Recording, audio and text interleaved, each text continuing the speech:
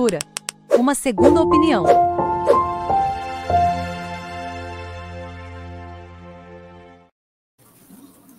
Boa noite, tudo bem? Programa Segunda Opinião, primeiro do ano, 21º desde que entramos no ar. Hoje o tema é mídia, mercado e militares. São ameaças ao novo governo Lula? Como esses atores agiram diante da tentativa de golpe no domingo, no último dia 8 de janeiro?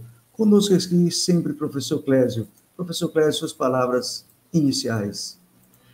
Bom, boa noite a todos, os que vão nos ouvir posteriormente, bom dia, boa tarde. Acho que esse tema que nós trazemos hoje é um tema extremamente relevante, porque nós estamos aí diante de três agentes extremamente importantes não só para o funcionamento, para a condução dos destinos políticos, mas em todos os sentidos, economia, cultura. Então, é um tema aí que vale a pena a gente se debruçar sobre ele, e trazer algumas ideias e movimentar, que é isso que é o mais importante agora, movimentar os debates publicamente. As pessoas precisam estar participando desse debate político em todos os lugares, na diversão, na escola, no trabalho. O momento precisa e demanda essa participação política de todos. Professor, a gente vai entrando no ar agora nas redes, pelo Facebook. E qual a sua opinião particular sobre os atos do domingo do último dia 8? Foi terrorismo ou foi vandalismo? Olha, a mistura das duas coisas, Agora, eu digo o vandalismo muito mais porque a ação, ela não tinha um fim de tomada de poder concretamente, Até porque o grupo que está por trás disso muito mais tenta uma grande desestabilização, colocar dificuldades para um governo que está se iniciando, do que ter sustentabilidade na tomada do poder e na manutenção do poder e na sua e seguir com o poder com algum tipo de projeto. Não há nada nesse sentido aí por trás. Porém, é aquilo que busca a conturbação com atos violentos. Daí, então, passa aí a ter característica de atentado mesmo terrorista, do que a mera baderna. A baderna veio junto. A baderna veio junto com a depredação ao patrimônio, isso tem que ficar muito claro, que foi um crime contra a democracia, mas também um crime contra a sociedade no sentido do patrimônio, um crime com relação aos símbolos da República Brasileira, aí os três poderes, Então, até essa forma, que foi feito o ataque, foi feito um ataque aos três poderes. Então, foi um atentado concreto aí no sentido simbólico com relação à República Brasileira. Não foi ao governo que está no poder, mas sim com o poder legislativo, o executivo e o judiciário. Então, é algo aí que, nesse sentido, ele tem uma característica de baderna, mas não perde o seu conteúdo terrorista, dado, inclusive, bombas que foram encontradas lá posteriormente, Aliás, dinamite, granadas, Também tocaram fogo, na parte lá do Supremo, Então, gente, pergunte à vontade, tire suas dúvidas sobre democracia, sobre a influência da mídia, do mercado, dos militares, que hoje é o tema do nosso programa sobre os ataques que eu considero terroristas, porque atacaram o governo, quiseram derrubar o presidente Lula, quiseram intimidar a sociedade brasileira que defendeu a democracia e que deu mais de 60 milhões de votos ao presidente Lula. Por esse motivo, eu digo que etimologicamente foi um terrorismo. E, professor Clésio, como o senhor viu a ação da mídia ao divulgar as notícias? As grandes mídias, Jovem Pan, Record, Rede Globo, elas agiram de forma democrática e contestaram o golpe, a tentativa de golpe, ou não? Olha, o fato, ele é um fato que não contribui de forma nenhuma para nenhum setor da sociedade brasileira. Pelo contrário, ele nos traz dificuldades para todos, para a economia, para todos os setores econômicos, mesmo o sistema financeiro, o tal mercado que não passa do sistema financeiro, mas mesmo para eles é um péssimo negócio. É um péssimo negócio porque mostra aí uma grande instabilidade, uma insegurança, que contém investimentos, mesmo os investimentos financeiros. Os investimentos produtivos, então, esse nem se fala, né? Então, nesse sentido, foi péssimo para todos. E sendo péssimo para todos, é péssimo para a mídia, né? A mídia comercial sobrevive, né, do que trabalha de propagandas para as grandes empresas, então, e para o próprio Estado, né? Então, nesse sentido, foi péssimo para a mídia, que aí agiu, né? agiu fazendo jornalismo, né? Agiu fazendo jornalismo, mostrando as imagens reais, sem meias palavras, trazendo, né, lamentavelmente, as omissões que ficaram muito claras, né? As omissões principalmente relativas ao GDF, ao Governo do Distrito Federal, né? Das autoridades policiais, do governo, do governante atual, né? que também não agiu de acordo com o que se esperava. Então, nesse sentido, se olhando o enfoque que a mídia deu, né, foi um enfoque jornalístico, né? Aquilo que deveria ser uma característica da nossa mídia sempre, né? Sempre. Né? Essas imagens, né, que a gente está vendo, e várias outras imagens, foram reproduzidas na mídia comercial, o que é extremamente salutar, porque o que não precisa agora, nesse momento, é trazer uma narrativa pautada nos fatos concretos. Né? Nós precisamos trazer essa narrativa real, e aqui eu estou colocando, né, uma narrativa que, com informações concretas, com a divulgação massificada do que ocorreu enquanto fato histórico, ele vem a público, porque nós precisamos envergonhar aqueles que se autodenominam bolsonaristas e aqueles que apoiam, direto ou indiretamente, seja como político exercendo mandato, seja como apoiadores simpatizantes, sejam como pessoas, os intelectuais, acadêmicos, que fazem a defesa dessa governança, né, precisam ser envergonhados pelos fatos que têm vindo a público. Né, algo extremamente danoso para a sociedade, né, danoso para a estrutura sociopolítica brasileira. Então, é necessário que a gente tenha esta construção apoiada nos fatos reais, para que a gente possa desfazer tudo isso que foi feito desde o golpe o golpe impetrado contra a presidente Dilma Rousseff, e de lá até aqui nós viemos construindo, né, essa narrativa que nos trouxe a esse ponto, né, de que estávamos diante de uma busca de liberdade de expressão e coisa do gênero, quando, na verdade, nós estávamos construindo essa monstruosidade que agora, né, explodiu, mostrando a sua verdadeira feição.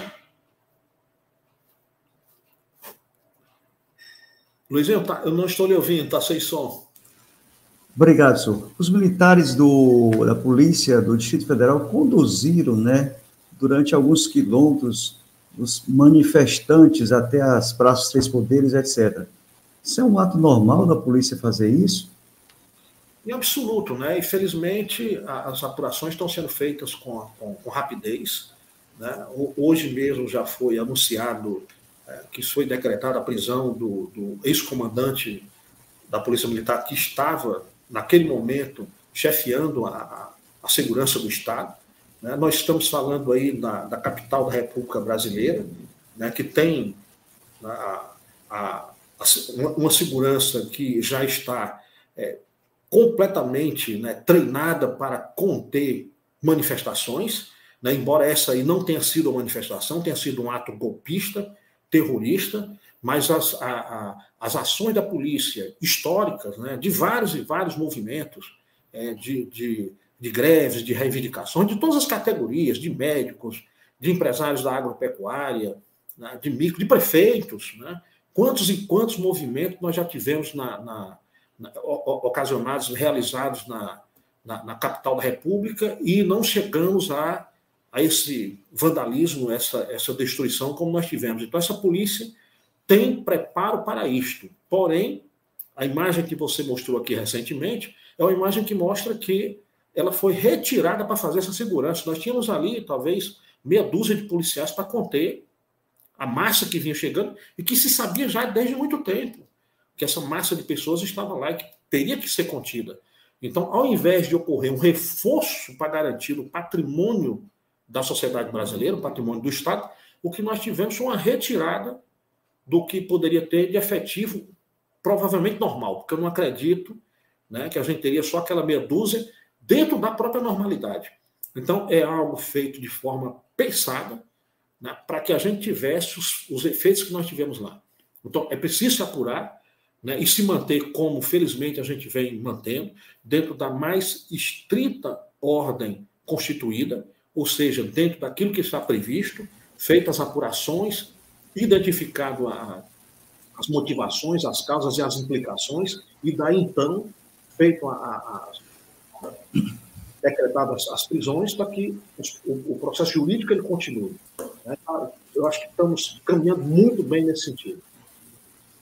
Agradecer aqui quem está presente por aqui, a Janaína Pinheiro, dizendo que está me ouvindo bem. Minha preocupação, Janaína, é que hoje eu não estou usando o microfone daqui, sim esse de lapela para testar, para futuras lives presenciais com o professor aqui do lado. Né? Professor, e o Múcio, general Múcio, né, ministro Múcio, né, como o senhor vê a ação dele diante desses fatos, que alguns dias antes ele tinha dito que os movimentos eram pacíficos, né, que não tinha nenhum problema e não havia nenhum problema neles? Olha, é uma situação muito delicada, né? Primeiro pelo seguinte, porque é preciso que a gente considere, mesmo quando nós olhamos aí para gestões anteriores do Partido dos Trabalhadores ou qualquer outra gestão, com civis no comando do Ministério da Defesa, não tiveram, né, um controle firme e forte sobre o comando das Forças Armadas. Né? Isso é preciso deixar claro, né, que provavelmente não vamos nos encantar que uma mudança no Ministério agora nos levaria a um controle sobre as forças. É muito mais necessário se preocupar com quem vai estar no comando, quem deve, de fato, estar no comando do Exército, da Marinha e da Aeronáutica. Essas figuras aí é que vão ser muito mais importantes, porque tem um controle da tropa, aí sim, né? E pensar no controle das forças militares no prazo de médio e longo prazo. Eu não quero dizer que não deva ser apuradas responsabilidades nesse momento. Então, o senhor acha que o Múcio não teria responsabilidade? Deixa ele quieto? Não é hora de ir para a fronta, não? Tem sim. Agora, o governo já afrontá-la é pior. O governo já tem muitas crises para lidar. Né? Então, eu acho que da forma como está sendo feito, primeiro, o foco no GDF, o afastamento do governo, a prisão efetuada do ex-comandante da Polícia Militar, né, verificar os que tinham de parlamentares diretamente envolvidos, como o parlamentar cearense, que já foi indicado para ser apurado como André Fernandes, e outros mais. É bom a gente ter claro que são muitas frentes que têm que ser trabalhadas. Então, é muito melhor ir trabalhando passo a passo, avançando e chegar a todos, mas chegar com firmeza. O que você acha quando ele... Múcio, sem dúvida, é necessário chamar o Múcio para as conversas, delimitar ações e, inclusive, colocar mesmo concretamente. Né? As ações têm que ser tomadas, é necessário que medidas sejam tomadas e que é inimaginável que o ministro fique emudecido diante de um fato desse. Né? E, professor Clésio, o que o senhor acha que ele quis dizer ao Lula ao dizer a ele que instituísse o GDO, né, se eu não me engano? Ele quis armar uma arapuca para o Lula? Olha, o que alguns têm colocado, né? E aí, mexer digamos assim, em questões mais relativos à organização militar, o controle dos militares nesse momento, aí eu vou remeter aqui para uma lição antiga do Maquiavel. Os inimigos estão aí. É possível enfrentar a todos com eficiência e eficácia? Ou seja, o enfrentamento vai levar a que se de fato enfrente e derrube? Concretamente? Se tem força para isso, faça. Se não tem, não faça.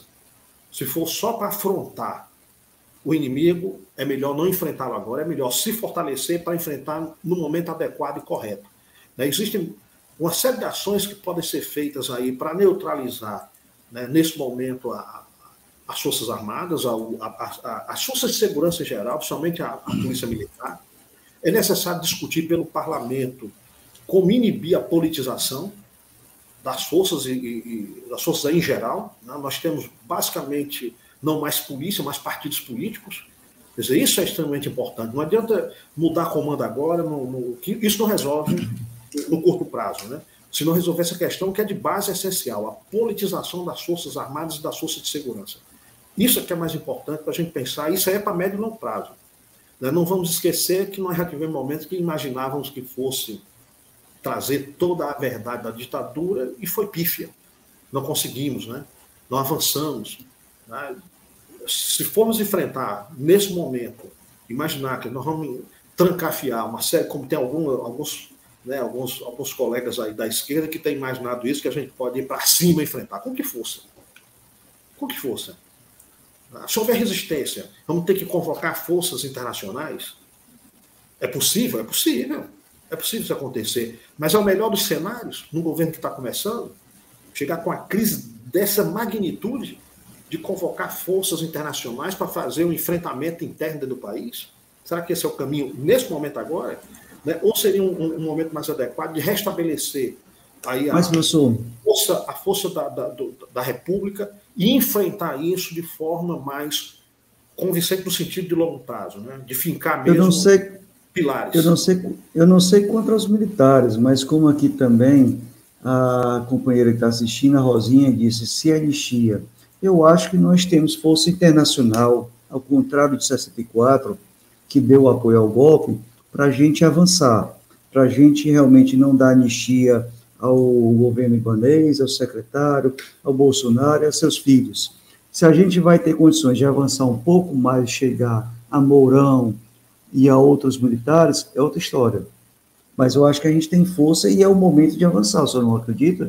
Porque se a gente ganhou até, digamos, moral, porque boa parte da população está estarrecida com aqueles atos no último domingo.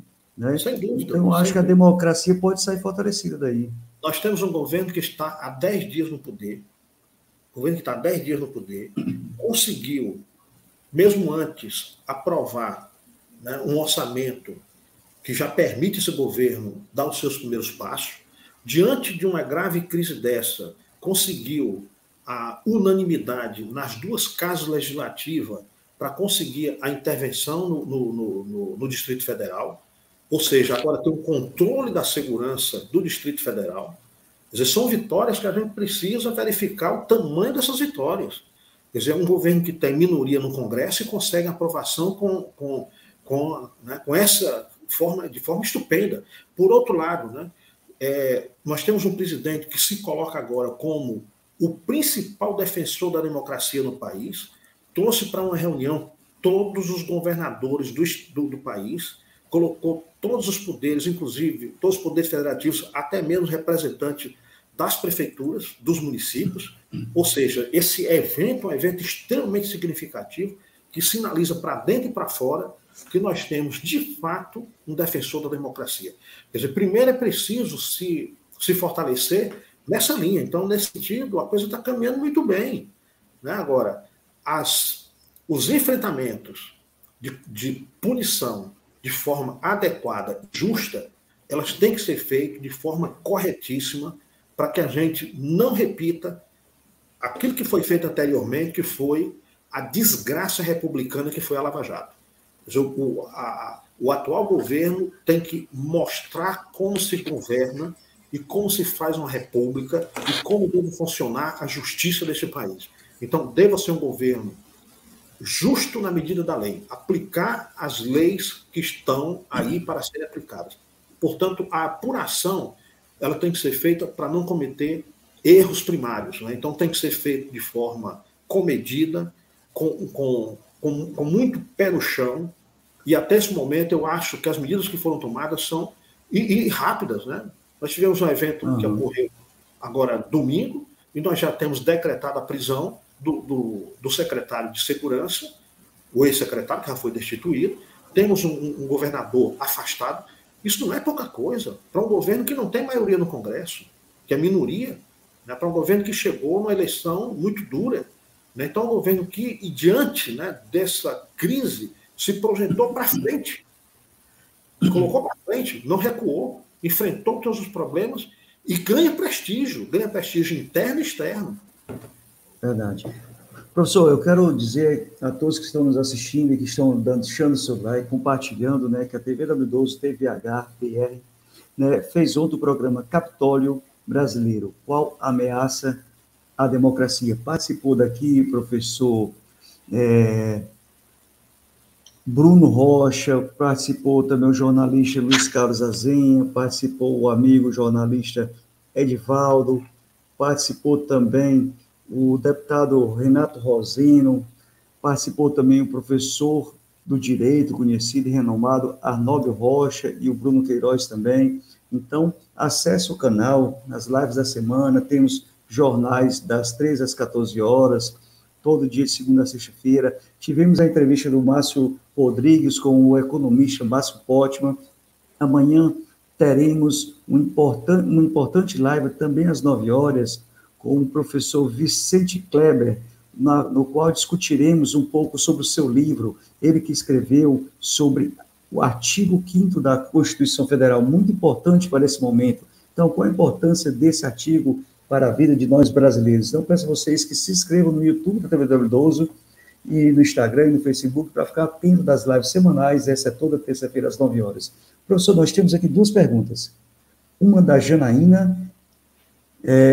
Professor, estamos lidando com fascismo nas Forças Armadas e instituições? Ela pergunta. E na população? A Rosinha pergunta.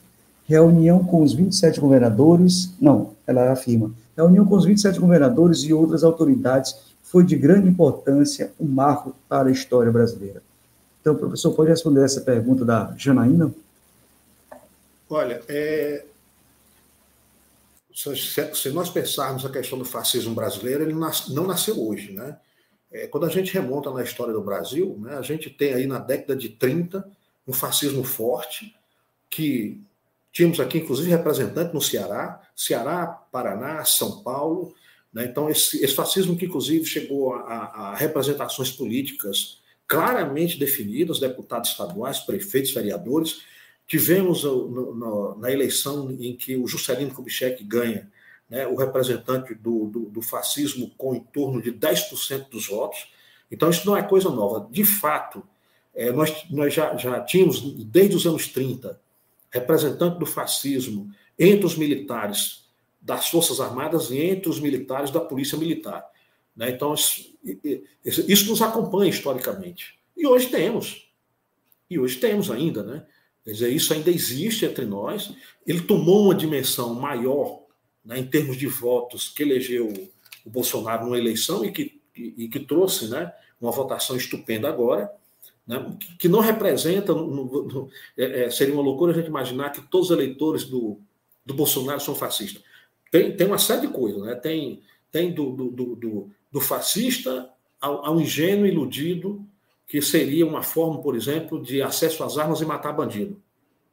Então, a gente vai ter um leque enorme. Agora, que a gente vai ter aí em torno de 20%, 10% a 20% de pessoas que têm uma identidade muito forte com aquilo que se identifica como pilares do fascismo brasileiro, do fascismo mundial. Sim, temos no Brasil isto, né? E que está incrustado nas instituições, lamentavelmente, sim. Agora, quando a gente pensa o Exército Brasileiro, não vamos esquecer que o Exército é um poço de contradição, né? Os nomes mais aguerridos da esquerda vão sair justamente dos militares, né? A gente tem, por exemplo, aí o Cavaleiro da Esperança, me ajuda aí com o nome, Luiz Regatas, que fez uma grande marcha pelo Brasil. Luiz Carlos Prestes. Luiz Carlos Prestes, tenente, que surge no movimento tenentista também lá nos anos 30. Tivemos aí o grande comandante da guerrilha brasileira, né? Também era militar, né? O capitão, que agora eu não me recordo o nome, né? Então a gente tem, dentro das forças, a gente também tem... Lacerda, hoje, não, né?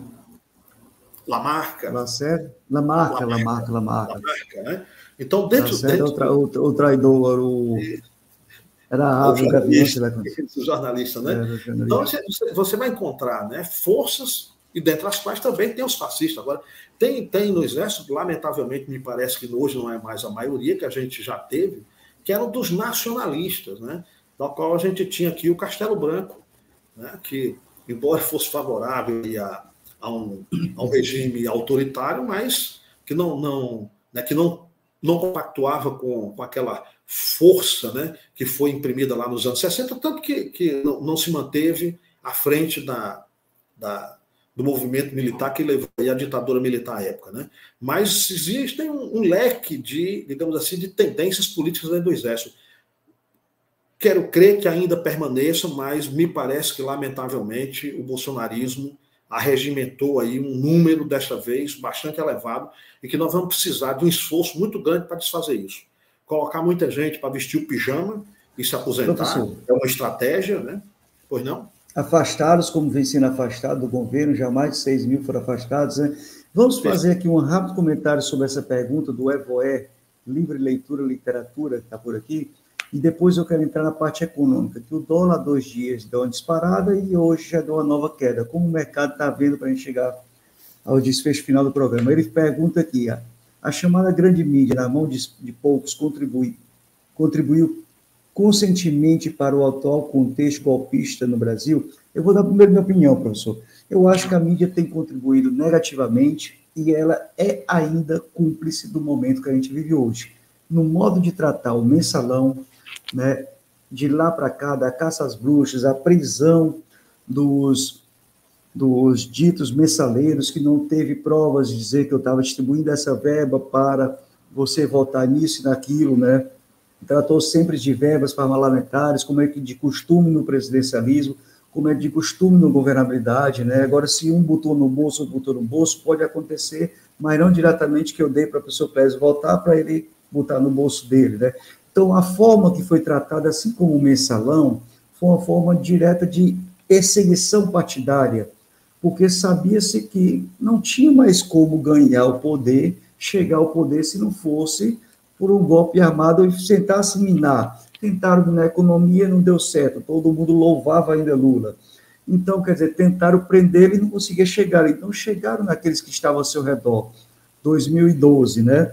Mas, mesmo assim, com a tentativa de golpe, subiram no Planalto, lá no Ministério, lá como subiram agora pela segunda vez, mas Dilma ainda ganhou as eleições. Eles, pronto, desesperaram, não aceitaram o resultado das eleições, conhece, né, como a gente já viu, assim como agora tiraram o Lula das eleições para chegar ao poder em 2018, e a mídia sempre criticando, chamando Lula de ladrão. A mídia mesmo nunca fez a sua meia-culpa, que tanto pede que o Partido dos Trabalhadores faça. Então, eles tiraram o PT do governo, tentaram matá-lo, extingui-lo, como fizeram atrás lá no PCB, se eu não me engano, né? Se não foi o PCdoB, não.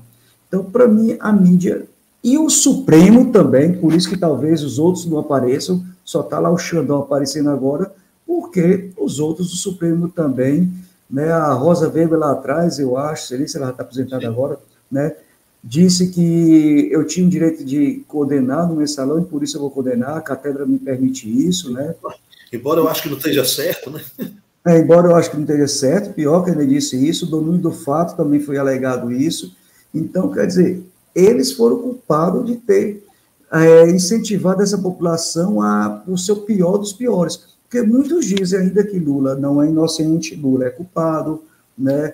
Que o PT é o maior partido lá no Brasil e não mostra que tem roubo, tem. Nas escalas, o PT é o 6º, 7º, mas o primeiro era o MDB, é o PL, e aí vai. Então, para mim, a mídia é Evoé, a grande culpada talvez até, eu podia até mais distante, como eu estava futurando esses dias, do modo de ser da gente leniente, aceitar tudo, talvez da nossa preguiça intelectual, com as programações de Big Brother da vida, que não dá um programa desse ser discutido no seu horário nobre. Talvez os melhores programas, até como o próprio do Jô Soares, era meia-noite, coisa assim do tipo, né? Então, na grande mídia, no horário nobre, a gente tem programas fúteis, que me diga, na minha opinião. Professor Pérez, contigo, 1 minutinho aí, 2 para a gente pular para o tema do mercado. De fato, não dá para esconder o papel que a mídia teve para conseguir colocar no poder o candidato de sua preferência, né? Desde a luta que fez para colocar o na época o Aécio, que era o representante do PSDB, e aí foi o grande oponente aos governos petistas, né? E foi o criador disso que a gente tem. Né? Não fizeram a meia-culpa e não vão fazer nunca, né? Só cobram, né? Mas, de fato, construíram isso que está aí. Isso é uma construção. Né? A gente tem esse grupo na sociedade de radical à direita, mas ele cresceu, ele foi inflado por uma mídia irresponsável, completamente irresponsável, né? Que não mediu as consequências, achando, inclusive, que podia controlar o Bolsonaro e aí, vou até dizer, lamentavelmente, não tiveram essa capacidade, apostaram numa pseudo-competência do Guedes, que se mostrou um completo incompetente para lidar com a economia pública. É um grande banqueiro, né? Fazedor de dinheiro, mas para trabalhar as contas nacionais, para controle de receita e despesa de grandes contas, foi pífio e nos levou ao resultado que nós chegamos aí com essa economia aí completamente sem controle. E é histórico, né, professor? O processo tanto da mídia como incentiva as coisas, joga na fogueira, seja no caso da escola de base, não era o processo político, mas envolvia notícias e tudo. Processo político lá atrás, os casos das bicicletas, os casos dos diamantes, né? A mídia quer sempre estar por cima, né? Quer sempre favorecer o seu interesse particular de ganhar muito dinheiro, né?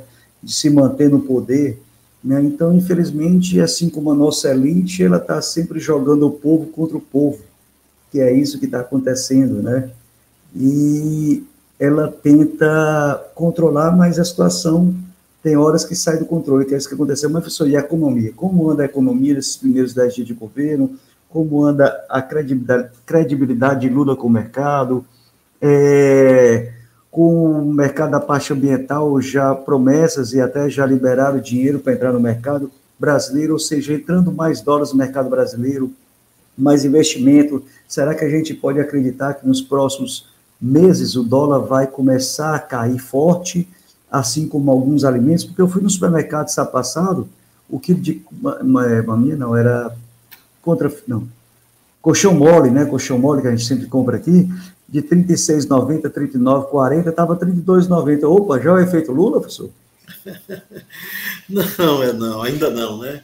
Ainda não. O que a gente tem de efeito Lula, né, é uma expectativa positiva de uma parte do empresariado, né? Empresariado que produz para o mercado interno, né? Isso aí já claramente, algumas pesquisas, inclusive, já apontam, né, que essa expectativa ela é positiva, que se espera que, né, haja um aumento na movimentação de negócios, né, de uma prosperidade para a economia. Isso aí, né, já está sinalizado pelo próprio discurso, pela clareza como tem sido dito, que vai ser realizada a economia. Né? Está muito claro, né, que o governo, inclusive com reforço ao BNDES, já direcionando o BNDES para investimento no pequeno e no médio empresário, os recursos vão ser mais dirigidos para esse segmento empresarial do que para os grandes empresários, o que é extremamente interessante, porque os grandes negócios, né, você imaginar, por exemplo, uma siderúrgica que se estabelece aqui no Pecém, no Ceará, ela vai utilizar um nível de tecnologia tão alto que o volume de capital colocado, quando você mede o número de empregos gerado por capital, é ínfimo. Quando você observa os pequenos e médios negócios, quando eles aparecem, com um capital muito menor, você gera muito mais emprego. Você tem aí um pequeno comércio, mesmo para atender ali uma área de bairro, mas você tem 2, 3 pessoas trabalhando, né, por um volume de capital muito menor do que desses grandes empreendimentos. Então, essa sinalização, já dada pelo governo, dá uma clareza para os investidores, né? Ou seja, sabe-se mais ou menos para onde o mercado está caminhando, para onde a economia está caminhando e que isso, né, atrai investimentos.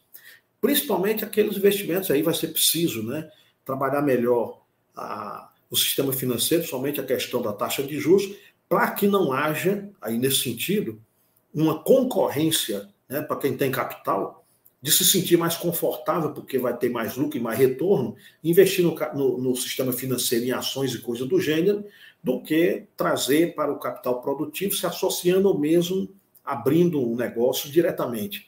Então, vai ser necessário que se trabalhe nesses dois pontos, não só incentivar a produção interna, mas também trazer um desestímulo para o investimento no sistema financeiro especulativo.